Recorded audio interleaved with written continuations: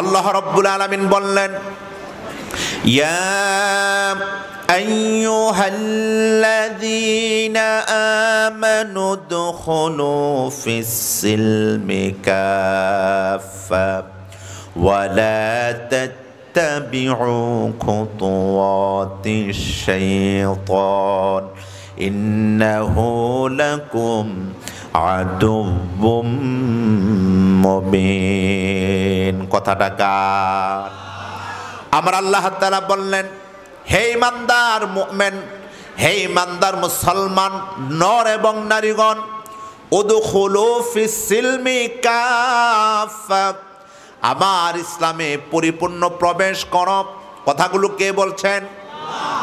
আমার ইসলামে প্রবেশ করার পরে ওয়ালা তাত্তাবিউ খুতুওয়াতিশ শাইতান, সাবধান তোমরা শয়তানের পদাঙ্ক কাজকর্ম আচার আচরণ তোমরা কখনো অনুকরণ করবে না। ইন্নাহু লাকুম আদুউম মুবিন, নিঃসন্দেহে শয়তান ইমানদার মুসলমানদের জন্য প্রকাশ্য দুশমন এবং শত্রু। বলেছেন কে? আরো জোরে বলেছেন কে? আল্লাহ তাআলা এই কথা যে বলছেন, এই কথা কি আজকে আমরা নতুন শুনছি না আরো শুনেছি? কিন্তু এরপরেও আমি আপনি নিজে নিজেকে আমরা এই যে প্রতিটা দিন তাফসীর মাহফিল, ওয়াজ মাহফিল, ইউটিউবে, ফেসবুকে অথবা জুমার দিনে এত কথা আলোচনা শুনছি, এরপরও কিন্তু আমরা 16 আনা আল্লাহর পাবন্দি জীবন এখনো গঠন করতে পারি নাই। কিন্তু যখন বলি, দাবি করি আপনি কি মুসলমান, বলে কি বলেন? অবশ্যই আমি মুসলমান। কথা কয় না, আর আওয়াজ দেয় না মুসলমানের সন্তান। কথা সত্য না মিথ্যা? আল্লাহর কোরআনের পরিবেশে যদি আওয়াজ না আসে, বুঝতে হবে এর ভিতরে মনে হয় মুসলমানের সংখ্যা কম, আর নচেত মনে করতে হবে আপনাদের জবান মনে হয় নাই সভ্যবার।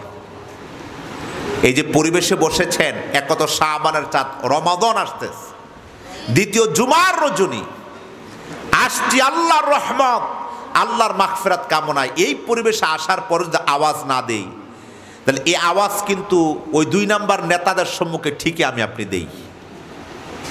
দেখছেন কিছু কয় না? আমার কথা কি আপনারা বোঝেন আমার কথা? আমি কি বলছি একটু তো হা হোক, কিছু বললেন না। এই জবানটার মালিক কে? আমার পর হায়াত দিয়েছে কে? কেন দিছে? এ জবান দিয়ে আল্লাহর বিরুদ্ধাচরণ করার জন্য না, আল্লাহর পক্ষে, আল্লাহর শানে এ জবানকে খরচ করার জন্য? কার শানে? আওয়াজ দেন, কার শানে? কিন্তু আমরা ফিতনা এবং গুনাহের পরিবেশে হাবুডুবু থাকার কারণে, কথার আওয়াজ হচ্ছে, হাবুডুবু খাওয়ার কারণে নেক পরিবেশের মধ্যেও আমরা অন্যায় করি।